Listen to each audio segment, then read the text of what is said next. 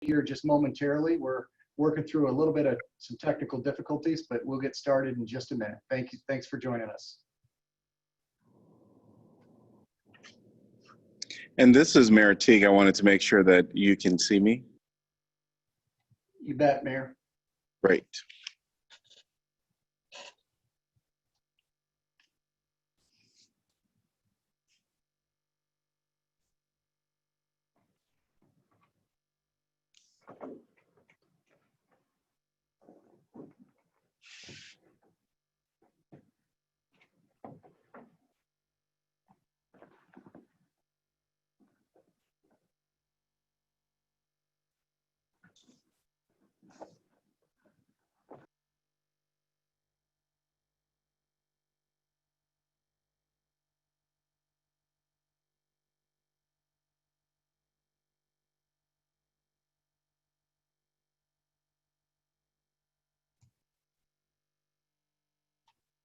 Good afternoon again, and thanks for joining us here today. We'll get started with the webinar just momentarily. Supervisor Porter is just getting pulled into our lot here and going to be joining me here at the CVB. And as soon as she gets seated and gets a drink of water, we'll get started. So thanks again for joining us.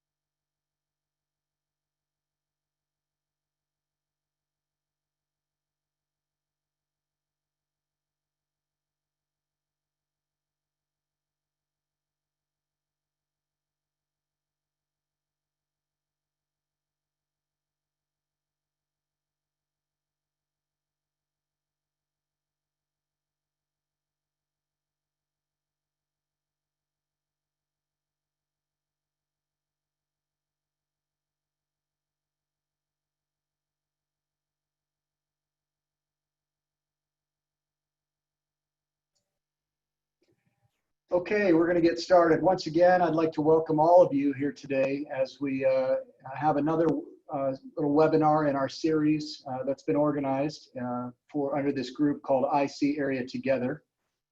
Shortly after the COVID crisis and pandemic began, and in the middle of May, the four organizations of our organization here at Think Iowa City, Nancy Bird in the Iowa City Downtown District, who's joining us here today, and our partners Kim Casco at the Iowa City Area Business Partnership and Kate Moreland at Iowa City Area Development, really combined our communications and marketing teams in an effort to kind of consolidate communication and efforts that was coming down from the state and federal level in order to accelerate recovery and the information that was being provided to our local business community.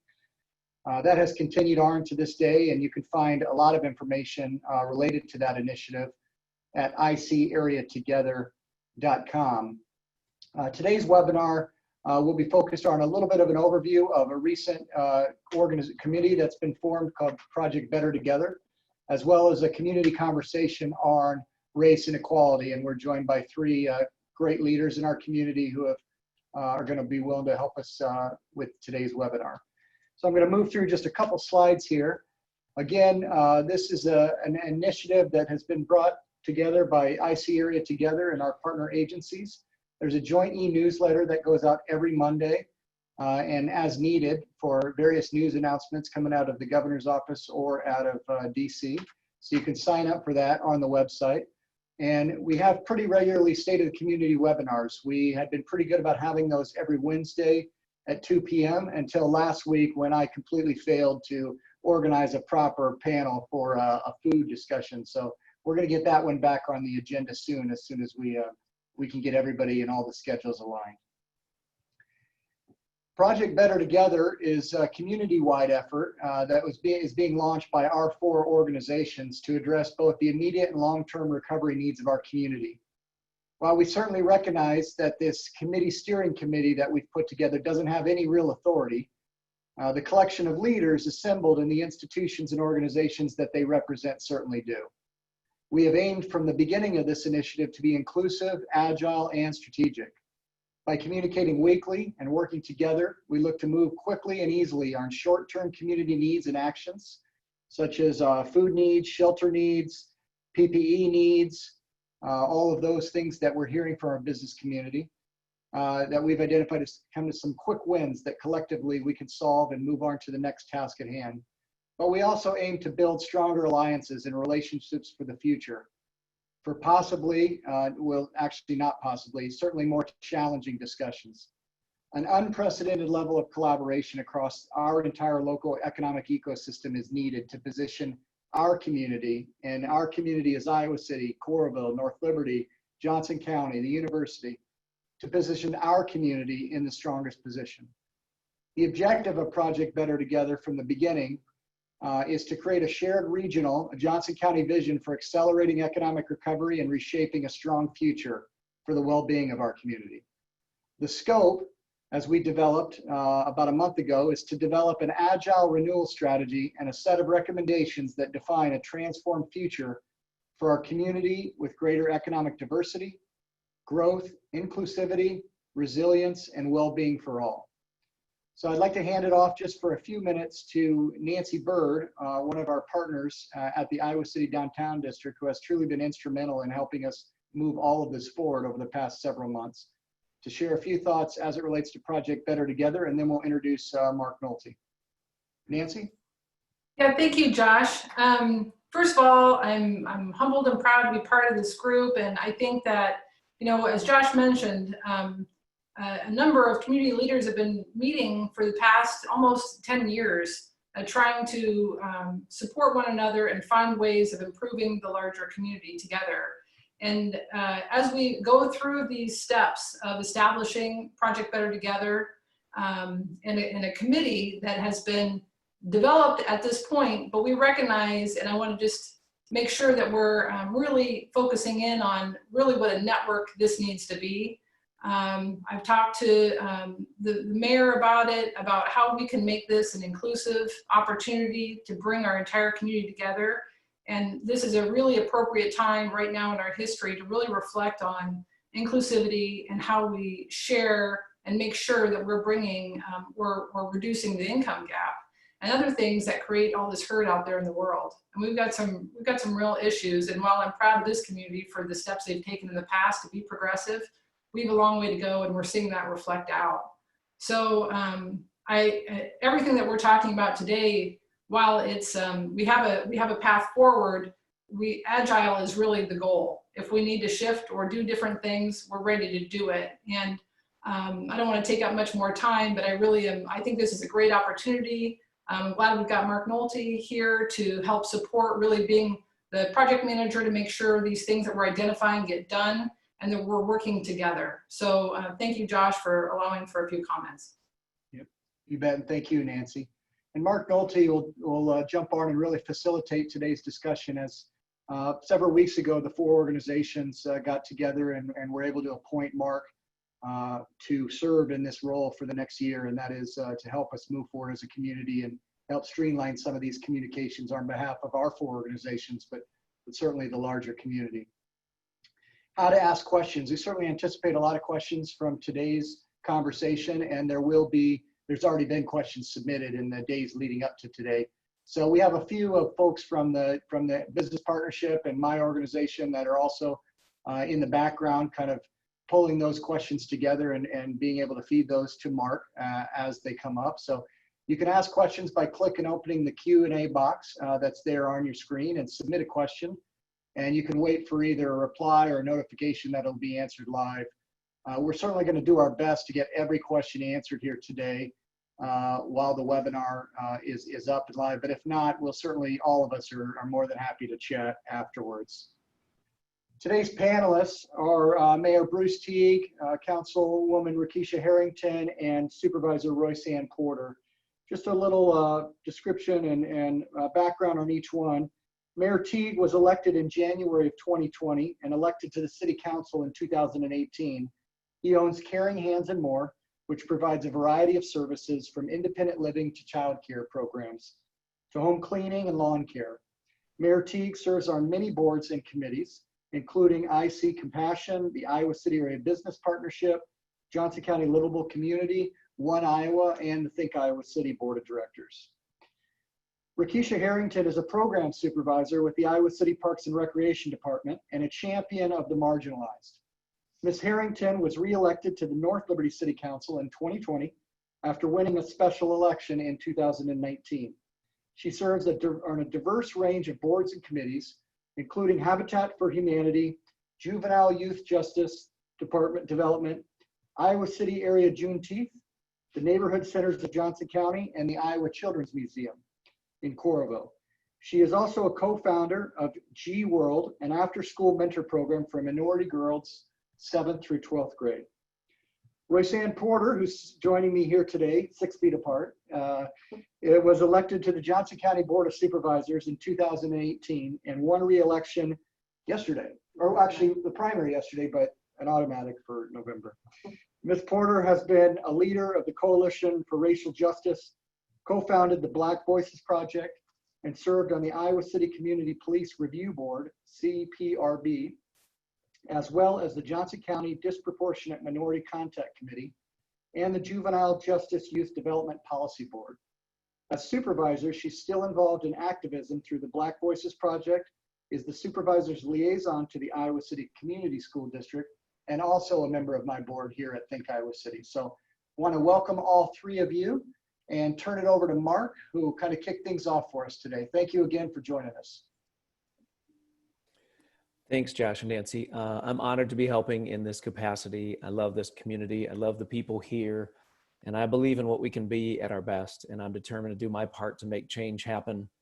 As Josh said, in Johnson County, we start from a far better place than many around the country, but we still have a lot to improve upon before we are truly living Dr. King's dream, where we judge only by the content of our character, and no one lives in fear or inequity just because of the color of their skin.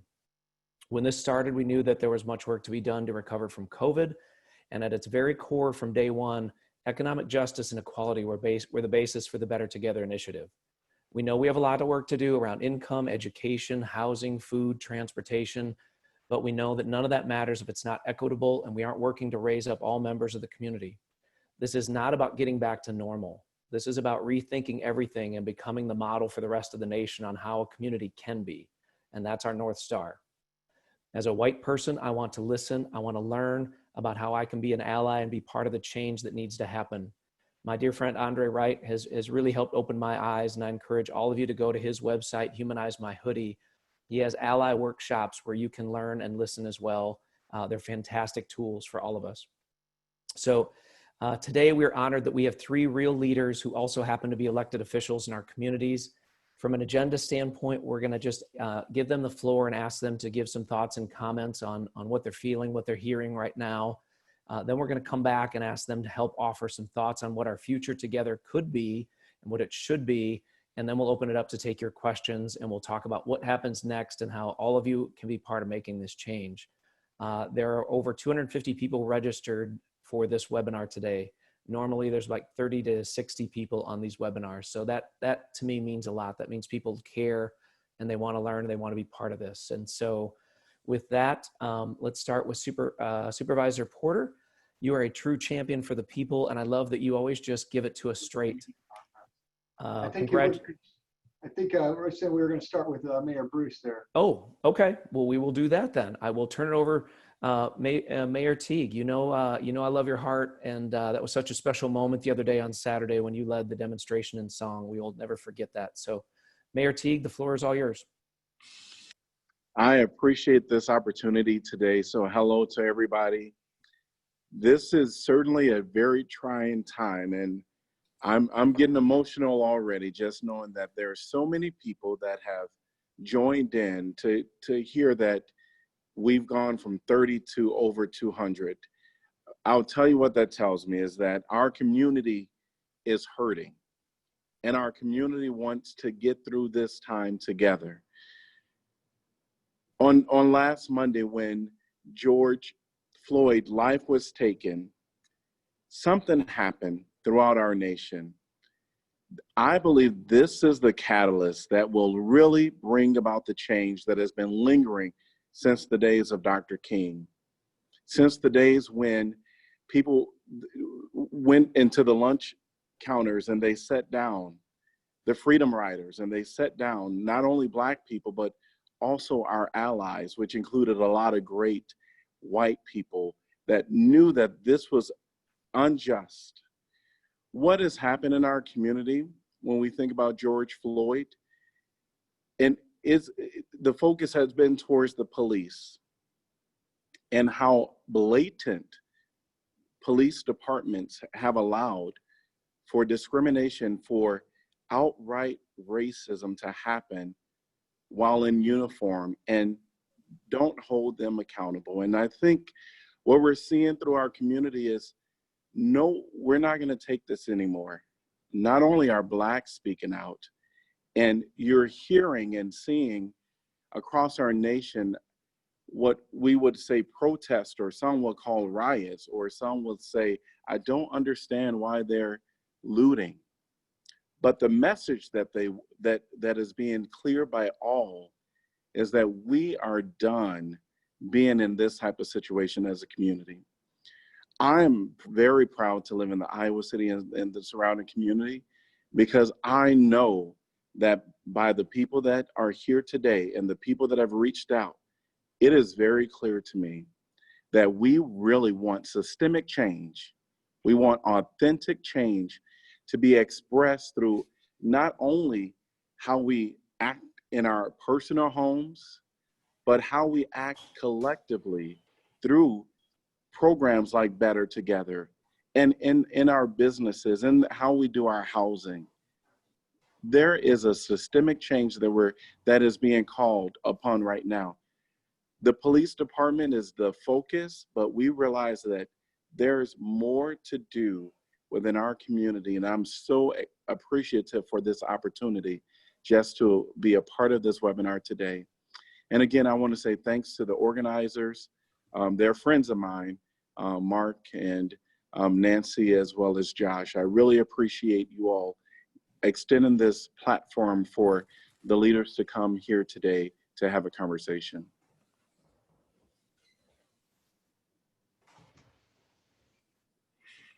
Thank you, Mayor. Should we go to Supervisor Porter next? Supervisor Porter, you've been a true champion for the people, and we love that you always just give it to us straight. So congratulations on your primary victory again last night, and we know you'll smooth sail through November and continue to serve our county. So thank you. The floor is yours. Thank you. Just like you said, I'm gonna give it to you straight. My heart is heavy. It's been a long week for us. Just going through, seeing what we see, what's happening. It has touched the lives of people of color. We're hurt, we're disappointed, we're stressed, losing sleep at night. We can't sleep, and it's heart-wrenching, it's hurtful to know what we're going through, to see what we're going through. And I thank everybody, each and every one of you who have reached out to us just to ask how we're feeling and how we're doing. But we had that protest on Saturday, the rally. It was not for us to come together and to come to be nice. There was a way for us as Black leaders in Johnson County and in this community to be able to come and release some of the stuff that was on us. It's really hard. I just don't even know how to tell y'all. It's undescribable of just having to see what we saw, and it's not something that George Floyd is not the beginning of why all this is happening. This has been going on for a very long time. And it's happening so much, but to see the part of George Floyd for all these emotions and feelings and expressions and rage and everything that you're seeing coming out of people, it's because people are tired. I appreciate y'all having this webinar. and just coming to the forefront of inviting us here, saying together, better together. You can't be better together in your community if you didn't have us.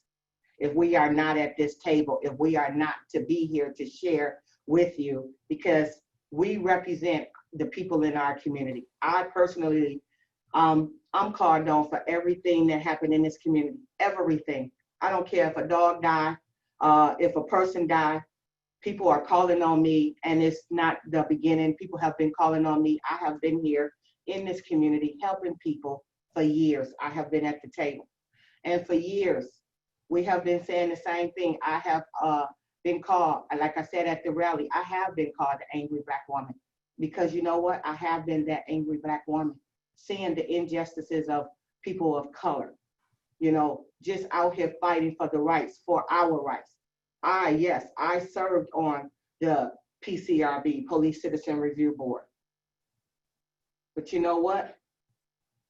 That board has no teeth. I know what it is to be, I know what it is to be accused of something you have not done. I know what it is to have people talk about me behind my back, but I'm strong.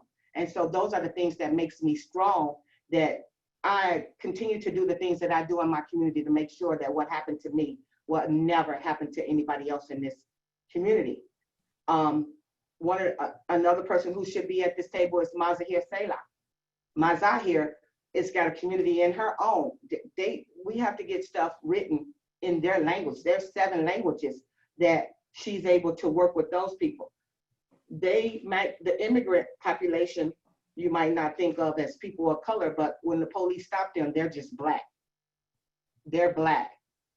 And you need to know we all look alike. Our skin is brown. So many people, so many of them, they get pulled over, they're stopped. And she definitely should be one at this table. For so long, I've even said myself, we have not been wanted at the table. I know this is business, but when we look at business downtown Iowa City, how many Black businesses do we have? And that's just the start. That's where we can start. We know that it's not there. I would love to go downtown, or me, myself personally, have a restaurant downtown Iowa City. I would love for people to be able to come in and just go and eat soul food. I would love to see people come downtown to be able to go in stores and shop. But when for so long you feel like you're not welcome, not that you guys don't see it, but and it's not happening. I don't even know how to explain it. It's like y'all in your own little bubble, and we are not welcome to the table. And if you don't have inclusion and diversity at the table, then you don't represent the community that you say you're trying to help. How can you help your community if you don't have everybody at the table? And one of the things, you know, in coming on to this board, I was appointed by the Board of Supervisors. I got pushed to the table because I made a statement. I asked, what is this? I knew nothing about it. And Pat said, well, they asked me to be on it, and she talked to us and she told us what was going on about Better Together. Well, I'm just gonna be honest, better together cannot be better if you don't include the people who's trying to make our community better. So I'm gonna stop right there because I'll go on and on. You're absolutely right, Supervisor Porter. You're absolutely right. Thank you. Councilperson Harrington, you've been doing so much in the community for years to make a difference, and then ran for office and now serve in North Liberty. Thank you for being here today. The floor is yours. Good afternoon, everyone. Again, I'll echo them by saying thank you for inviting us to this conversation and to this webinar. I'll also share in their sentiments of feeling hurt, feeling hopeless at times, but at the same time being angry and trying to channel that in a way that is beneficial for the long haul. Right now, our community is hurting. I can speak on behalf of my family as the first part of it. But when you talk to different people, it's just devastation and hurt. We know that this is not something new. The incidents with George Floyd, Breonna Taylor, Ahmaud Arbery, all of them are just a few other names, but we know that things have been happening for time after time after time after time. And again, the emotions, the rage, everything has just boiled over. I know many of us have seen videos that continue to see the unrest and uneasiness in our communities, and that's a result of all of that frustration built up. The times of feeling unheard or not being at the table, and it's a lot of times things are reactive instead of being proactive in how things are handled, or they're being swept under the rug. And right now, people are just tired of it. Right now, it's like we're trying to heal each other and channel that energy and support and hold each other up. But it's really hard to do that because now it's like we have to fix another problem that should have been fixed a long time ago, that should have been addressed. And we continue to have coalitions and meetings and start a new board and a committee and all of that, but it lacks diversity, it lacks inclusivity, and also knowing that it's taxing on the leaders, the ones that's called on all the time. We need to start looking into our communities and finding those other individuals as well that's willing to come to the table, because this is their everyday lived experiences in the neighborhoods and in our communities, in the business world, in our education system. These are people who are living these things every single day, and we need to be pulling them to the table as well. And I think everyone has said a lot about how we're feeling, and I can't echo that enough, about how we're feeling. Is hurt, is pain. You don't know if you want to scream, punch a window, a wall, or, you know, or hug your neighbor, or just cry, because it's just so much all at once piled on, and it's never ending. It's like every single day. And so we need to figure out a way to improve in every aspect that we possibly can. And I'll end it right there. Thank you. Thank you very much. Let's move to the future. Let's start to dream about what it could be. To change a community, we need to change our systems. To change the systems, we need to change behavior. And to change behavior, we need to change the underlying beliefs. So to start changing beliefs, we need to get a clear picture of what our future could be and what better really looks like. So what I'd ask of the three panelists now is for you to dream a little bit, looking ahead a year from now. There's an article in the national press about how Little Johnson County is the model for the rest of the nation on what a community should be in terms of shared economic growth, equality, health, and opportunity. So we're the model now. What does that look like? Walk us around this future community. What do you see? What does it feel? Help paint that picture so we all can share a vision together. And I don't know who wants to go first. Mayor, do you want to share some thoughts there? I think it all begins with the conversation, and as it was stated, ensuring that we have people of diversity at the table. I think that's the number one thing that is going to move us forward. I believe that the heart is there, the intentions are there, but you have to start with the conversation. And I think there are some uncomfortable conversations that also has to happen. When we consider what are some of the challenges or the barriers within minorities within our community, we need to figure out what those barriers are and how can we support those. Being a business owner, I know that Mark and I have had great conversations about some of the successes of my business, as well as some of the challenging moments of my business. And not to say that a lot of the things that I've experienced is exclusive to a minority-owned business, but what I will say is that to tap into the resources that are within our community, sometimes is a challenge. You don't know where to go. You don't know how to receive the support. When people tell you that they want to help you, I really believe that people authentically say, let me know what I can do. But when you're in the thick of running your business and the busyness of life, sometimes it's hard. So I do believe that if we can begin to identify what are the real challenges and the barriers, we started with the conversation, but we can be the voice as leaders, but we also need to be having the people in our community at the table to share their direct stories and their barriers and their challenges. From there, we build a toolbox of resources, tangible, easy, accessible resources.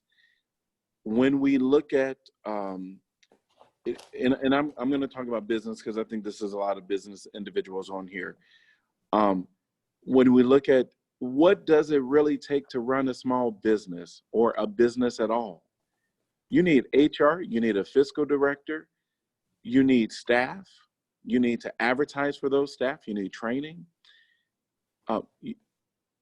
you need social media, you need marketing. There's so much that goes into a business to make it successful. And you also need people in the community to come and purchase products. And so, I think it's great, buy local, all that other stuff. But do we even know or have a list of our minority-owned businesses within our community? I'm talking Black businesses, but I'm also talking female businesses. We know that downtown, I love the red signs and with the white writing. I believe it was a woman-owned business. I think that's great. But there are some steps that we can take to ensure that we are having lenses on various parts of our community. Now, I'll leave some of the housing and some of the other things to some of our other leaders that are here today. But I just know that we have to start with the conversation. We have to have the list of what the barriers are. And we must have resources where there's not a lot of red tape that you have to fill out this form after this form. We have easy, accessible places where we can support, because it is not, we know just by looking at our community, at how many businesses are minority owned, there's not a lot. And there are some reasons for that. And so let's talk about those reasons, and let's put resources together to get beyond the barriers. Thank you. Thank you, Mayor. Thank you. Supervisor Porter, walk us through the Johnson County that you want to live in. Tell us what's different. Tell us where you see the needs. I think I won my election on me just stating that I represent all people. I don't care who you are. It's not about Black people. It's all people. And I think I showed that when I came on board as an elected official. I knew nothing about really our county roads. I had not been out on them county roads. Our bridges, all the things that secondary roads do out there, I knew nothing about. I knew nothing about the UDO, planning and zoning, all those things. I had to go out there and I had to get it for myself. I had to learn it myself. I personally went out to farmers when they talked about everything that's going on. I went out to farmers and I talked to farmers. I was the one who said, let's go out to the people in the rural Iowa and have conversations because I wanted to hear them. I needed to hear them. Nobody else was doing this, but I chose to do this on my own. We started having community conversations because I told them that's what I wanted to do. You have to reach out to people. And sometimes it can be very uncomfortable. It can be very uncomfortable when you reach out to people. But I had so many people to tell me, I've been in Iowa for 30 years. And I came here and I lived in rural Washington, Iowa. I worked in Columbus Junction. And a lot of people just looked at me and just couldn't believe it. They was like, are you serious? You? And they was like, that's not what we were told. You know, the perception of people and how people see you. I need people to get to know me for me. It's not what you heard. Get to know me. That's what a lot of people don't do. You know, we stereotyped. People look at us. I've never even met a lot of people in the downtown district. You know, for me to, just a month ago, I received a letter from Betsy, an email from Betsy Porter saying that I had been nominated for downtown district, downtown Iowa City. Nobody explained to me what that was. Nobody even said, you know, really who nominated me and what it really was. And I just went on the page and seen that on March 29th, I was downtown district, Iowa City, you know, but I didn't get a call from the people from downtown. I didn't even know what that was about, you know. So I just think that when you include people, make people feel welcome. You know, I don't care who you are. I have a heart. I reach out to everybody. I work with everybody. I've been doing it for so long. I was an angry Black woman, but I had to learn to fight with my voice. I had to learn that, you know, I was around here shouting all the time, but I had to learn to sit at the table. We start collaborating and having meetings and sitting down at tables where we had to sit down with the right people. I sat down with the chief of police. I sat down with the school superintendent. I have their phone numbers personally because they love me. You know, I can have that conversation with them because they know I'm going to be real with them. If I come to them and let them know this and this and this is happening, they know that I'm real. The school board, housing, policing, education, anything that had anything to do with our community is where I worked. And so just for people, I just wish people would just look in the mirror. It starts there. You know, if you're talking about really coming together and wanting to work together, check yourself. Honestly, if we're going to sit down and we're going to have these conversations, look at yourself. Don't come into this saying you want to sit down and have a conversation, because some of these conversations are going to be very hard. When we sit down and we talk about racism, when we sit down and say we want to do this, but then we have NIMBY, not in my backyard. You know, we have these people that say, oh, I don't want that. So we have to sit and we have to have these conversations. And some of them are going to be hard. So I just think that there's work to do. 1 year from now, Johnson County already has made strides. Look at us. You got 3 Black elected officials sitting here talking to you. We are already making strides. So for us to continue in the work that we're doing, that's what I want to see. Okay, thank you. Councilperson Harrington, what do you want to see? What's the future? What should our future be? Our future should be equitable resources across the board for people of color. We talked about education. We have a lot of people who have a lot of great business plans or great businesses in mind, but they don't know how to execute that. And Mayor Teague touched on that. And that's one thing, is having those conversations with them, but it goes back to that education. If they don't know that the resources are there, they don't know how to access those. We understand the barriers. We have talked about the barriers for years and years and years in our community, and yet here we are still today having this same conversation about what we can fix.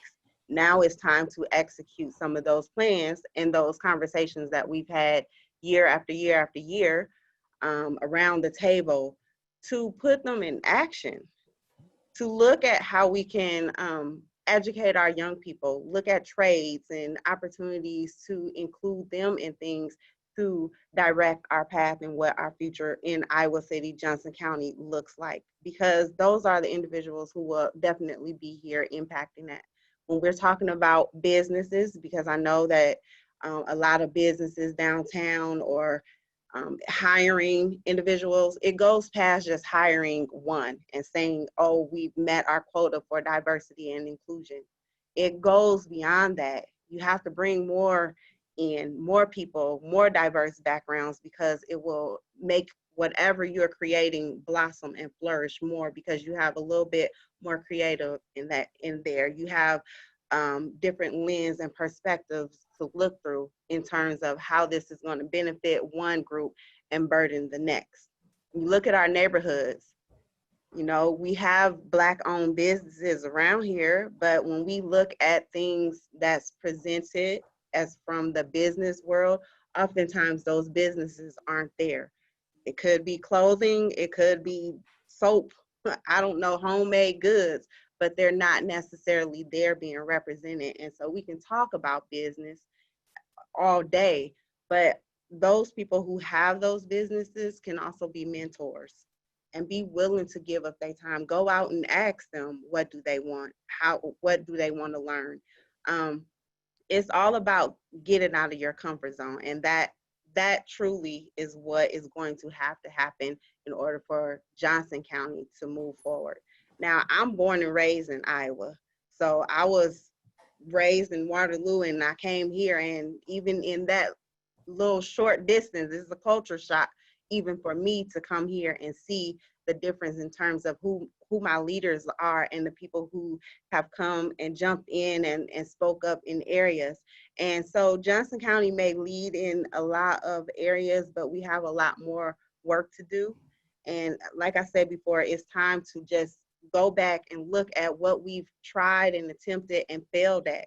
And just because it failed the first time doesn't mean we don't retry it or re-event or reevaluate where we dropped the ball at, because that's what it is. And our communities of color are in pockets. You can go and find them in neighborhoods and you can go and talk to them. It's not like you have to go very far, but that's because that's where their resources are. So yes, when we talk about businesses, let's put businesses where the individuals are, or better yet, let's look at our housing and move and diversify that around our community. So we don't have to say, oh, the Black and brown people live in that neighborhood, because that's what's happening. The same as Black people or people of color not feeling welcome downtown, that's just the culture of it. It doesn't look like that somewhere that you can come and hang out, because that's not your normal hangout place, right? So we need to change the narrative of that and make people feel welcome and welcome to have those conversations and be at the table. And that's needed more than anything before Johnson County can flourish into anything else. So can you tell us more about the Speak Up, Speak Out events that are going to be happening?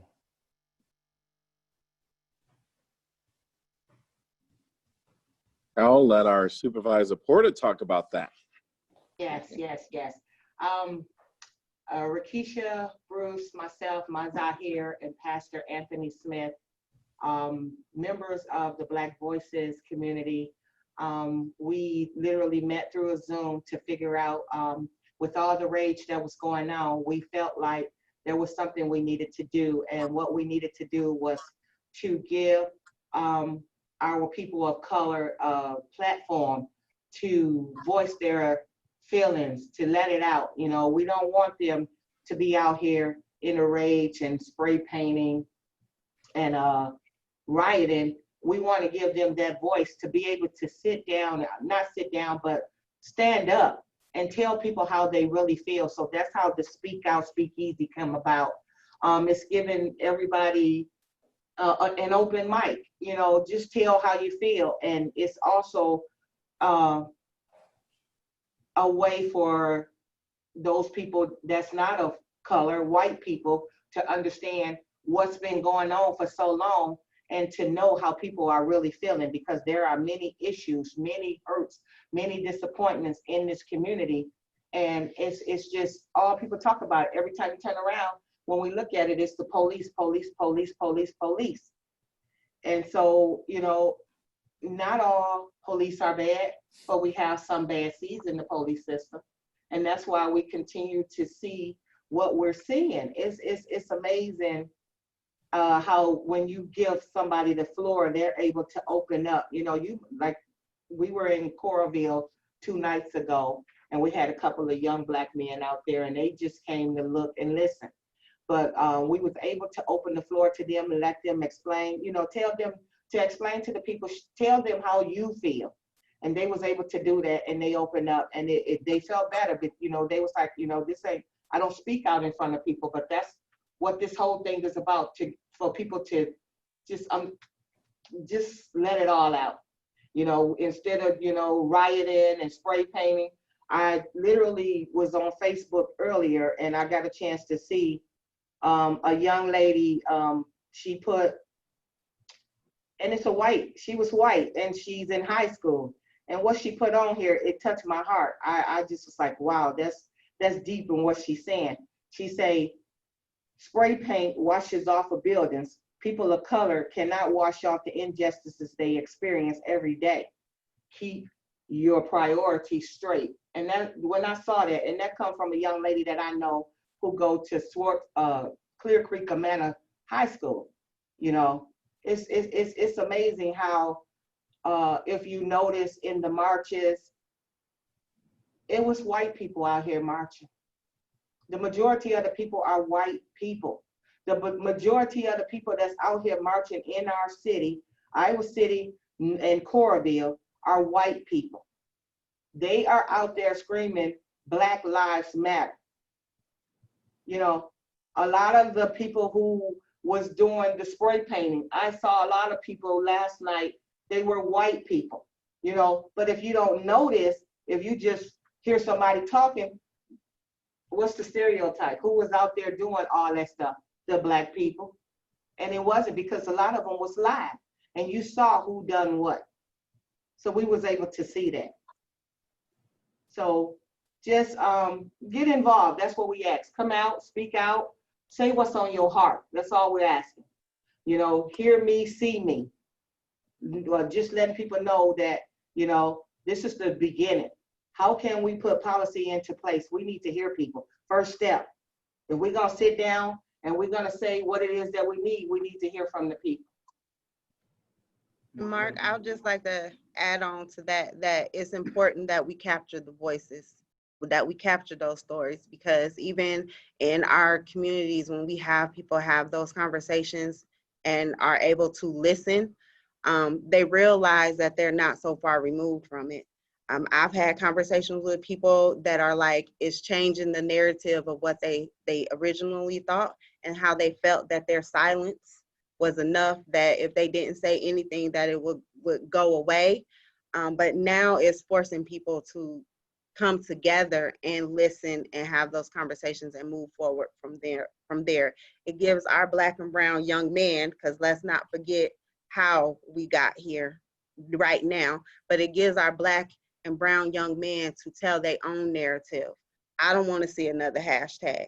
I don't want our police force and our young people and our community members to be on the news plastered nationally because we've had a tragedy in our community. And so in order to stop that from happening, or to deter some of the negativity from that energy, we're trying to figure out how to bring some positivity out of this and think about the long term. Because after all this, after the media is gone, after all that, we still have to figure out how to be on one accord and move forward in unity, and not a black and white thing. Amen.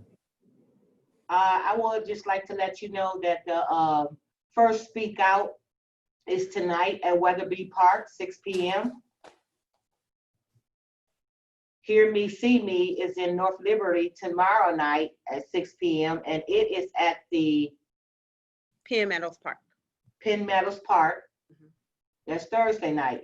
Friday night, we're going out to Pheasant Ridge, to the Broadway Neighborhood Center over in Pheasant Ridge, and have a speak out over there. And on Saturday at 2 p.m., we will be at Mercer Park, yeah, at 2 p.m. Okay. Thank you. We're going to jump into questions, but before that, I'm going to just in case we lose anybody early, there's a few things we need everyone to do. There's going to be a survey posted on the IC Area Better Together, or IC Area Together website.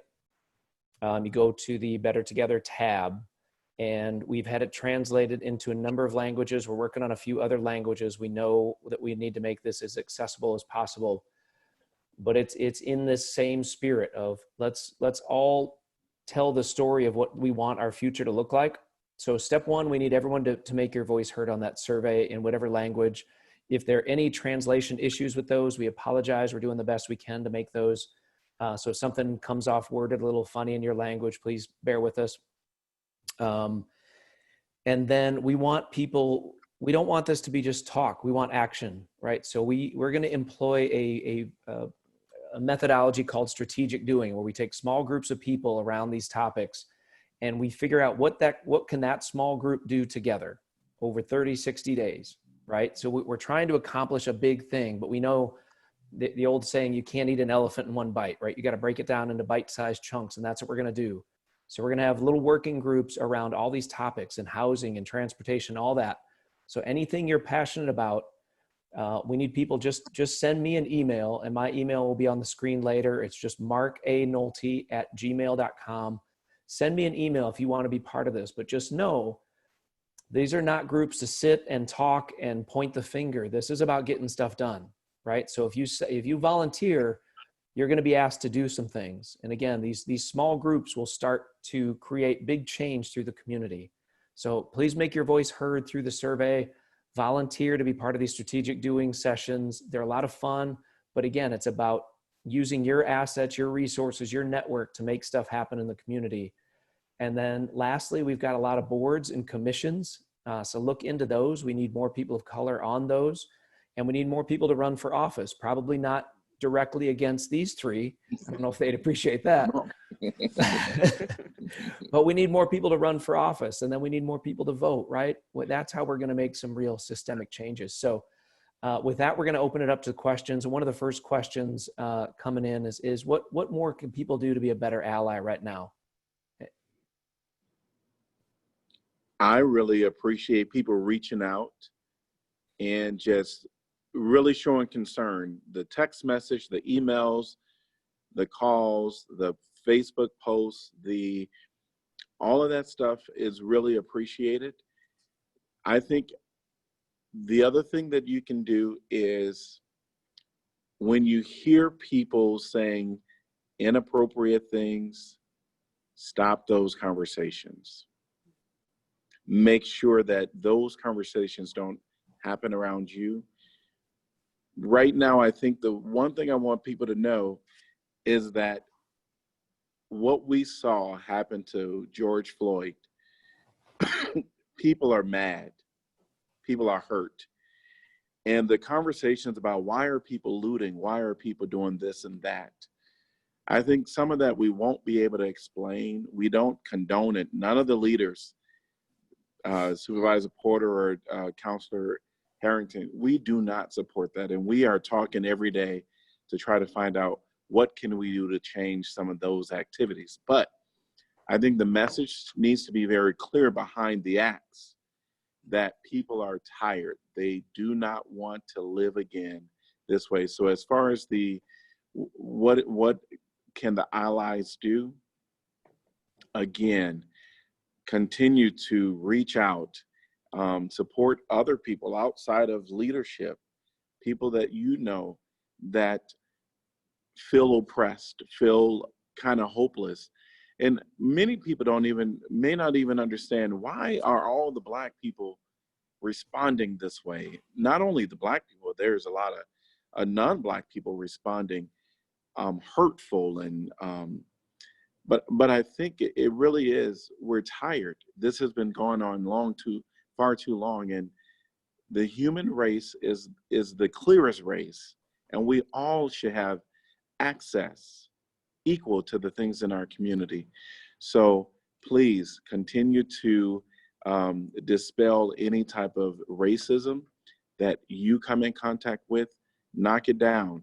And if you don't believe, and I don't want to get political, but if you don't believe that who is voted into offices matter, please know it makes a difference. I can answer that question as well. first things first is to acknowledge that there are issues and acknowledge that there are differences, and that systemically that we have things to improve on. I think that's the very first thing, is acknowledging that. Also acknowledging that there is privilege in this community. I mean, us three right here, we have our own set of privileges, but we're still set apart from other things as well. So that's another thing. I also would have to agree with, use your voice. When you see things, speak up. Speak up in a way that's going to be helpful, not detrimental for the lives of Black and brown people, for one. And those are starting points. Check your surrounding, your in circle, your in groups. Make sure that you're checking those. So as you begin to get out of your comfort zone and educate yourself, be sure to educate them. Reach out to a person of color. Learn from them. There's plenty of resources out there, and we're glad to share those as well. But it's also just doing that, writing your legislators, all of those things, and advocating and on our behalf, but also not taking our voices from us and allowing us to use our voice to share how it's impacting us.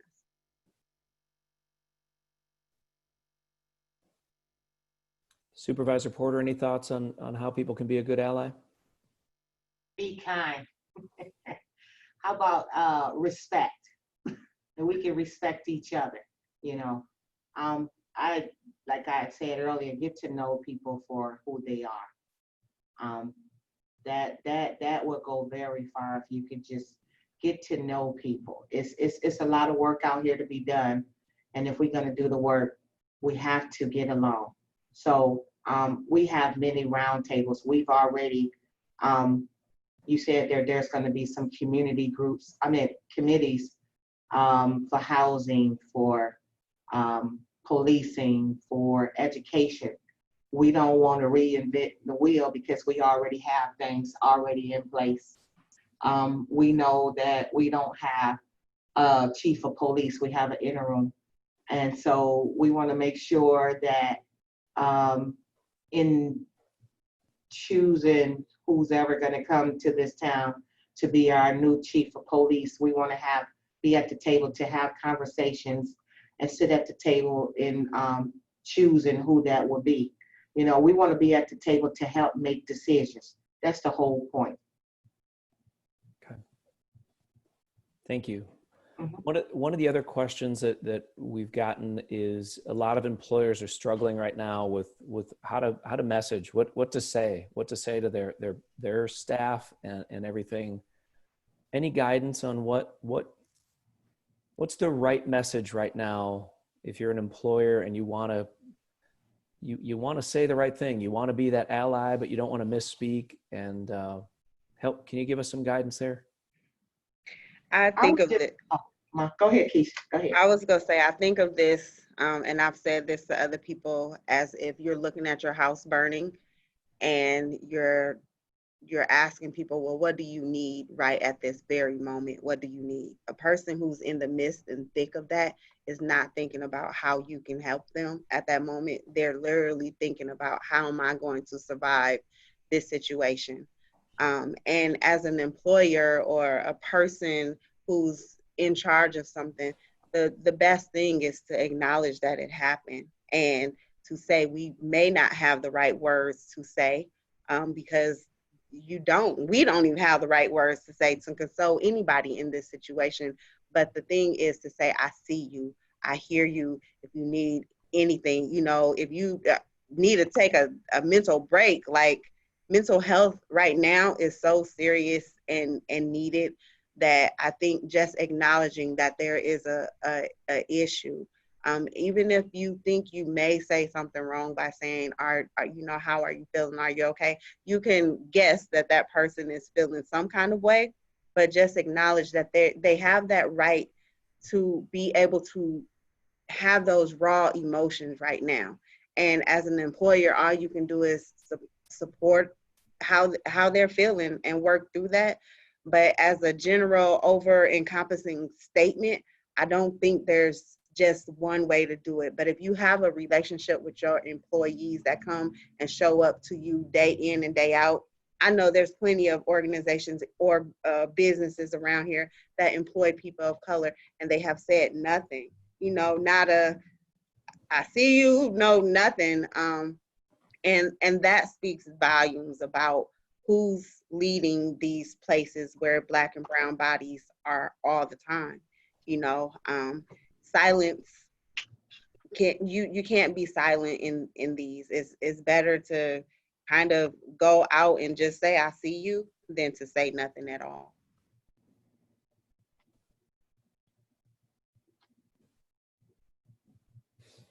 Any other thoughts on that? I was just going to echo and say the same thing as I see you, I feel you. We know that COVID is around, and you know, you can't hug that person. I don't know if the employee give hugs, but now is a good time for hugs, you know.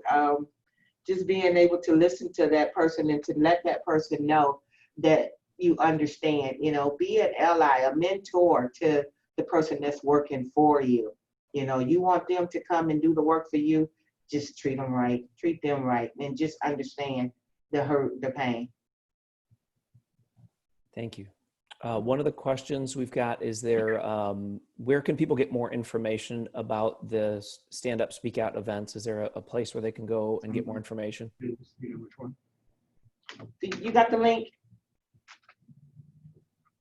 I do not have the link, except I know that it's on the city website, Iowa City website, and it's also been a Facebook invite or event made. And sorry, there's some work being done at City Hall. I'm gonna turn my mic off.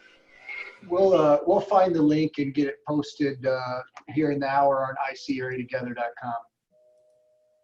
We'll have our teams get that up there right away. That'll be easy.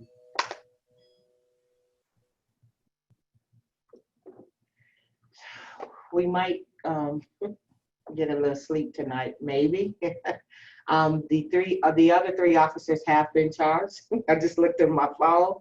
So hopefully protesters can feel a little better, because we knew that that's what people was marching for, to have those other 3 people charged, and that has happened. So hopefully we can continue these conversations and just let people speak out and start the conversations to make a change. Absolutely. Thank you. Thank you everyone for participating. Thank you all, the 3 of you. I know you're tired, I know, but it means so much to have you here and have you speak out. And the fact that 282 people logged on speaks a lot about the heart of this community. But now we got to get to work. So again, icareatogether.com. Fill out that survey, offer any thoughts you can and want to on the future, share it with your networks. Let's get as many voices as we can at the table, and then let's get to work. And so email me. There's a place on that website where you can sign up to volunteer, but please know when you do, we're going to get to work, right? You will be called on, and we will get together. The first thing will happen, you'll get a Zoom or a doodle poll about when you can meet. We're going to ask people to get together. Unfortunately, we have to do a lot of it by Zoom because of COVID. We'll try to do some things in big rooms with some distancing too, so we can, face to face as much as we can.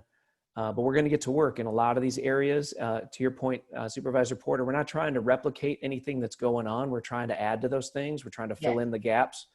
We're not trying to start new organizations, anything like that. We're trying to solve problems in the best way we can. And this methodology allows us to do that.